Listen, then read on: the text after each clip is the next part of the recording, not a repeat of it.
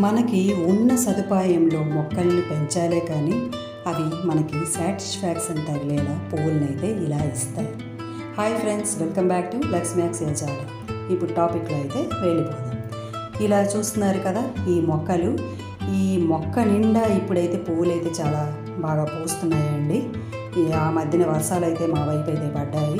అప్పటి నుంచి మొక్కలు బాగా తడిసి వాటికి ఎంత వాటర్ వేస్తే అవే కదా ఎనర్జీ ఉన్న ఈ వెజిటబుల్స్ మొక్కలు తొక్కలు ఇవన్నీ వేస్తాం కదా, వాటి బట్టి కూడా వాటికి ఎనర్జీ అయితే వచ్చి బాగా పువ్వులు అయితే ఇలా ఇస్తాయి.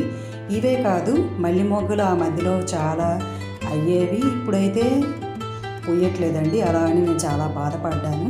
ఇప్పుడైతే మల్లె మొగ్గలు కూడా చాలా అయితే అయ్యాయి. చూస్తున్నారు కదా, ఇలా మల్లె మొగ్గలు చెట్టు నిండా అయితే అయ్యాయి. నాకు చాలా హ్యాపీ అనిపించింది. ఇంకొన్ని రోజులు పోతే అవి అయితే పువ్వులు అయితే వస్తాయి.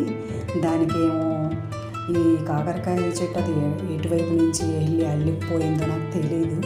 బట్ ఏంటంటే ఆ చెట్టు చుట్టూ ఈ కాకరకాయ తీగ అయితే బాగా అల్లేసి ఉన్నది. చూస్తున్నారు కదా, ఇలా మొగ్గలన్నీ చెట్టు నిండా అయ్యాయండి. ఇంకొన్ని రోజులు పోతే పువ్వులు చాలా బాగా పూస్తాయి. నాకు ఒక సాటిస్ఫాక్షన్ ఏంటంటే బయటకు వెళ్ళి తెచ్చుకునే, ఇప్పుడు ఈ డిసెంబరాలు ఉన్నాయి కదా, ఈ డిసెంబరాలు చాలా సీజన్ అయితే అయిపోయింది. కొంచెం కొంచెంగా అయితే అవుతున్నాయి.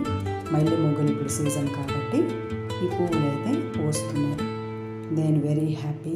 ఈ పువ్వులు ఎంత వేరం అవుతాయా, ఎంత వేరం నేను పెట్టుకోవాలా అన్న ఆతృతలో ఉన్నాను నేను. చూస్తున్నారు కదా, బాగా అంటే నేను 2 పూటలు వాటర్ వేస్తానండి.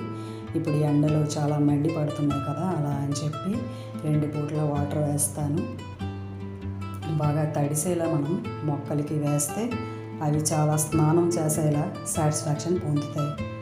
మీకు కనుక ఈ వీడియో నచ్చినట్లయితే నా వీడియోని లైక్ చేయండి, షేర్ చేయండి, నా ఛానల్ని సబ్స్క్రైబ్ చేసుకోవడం మాత్రం మర్చిపోవద్దు.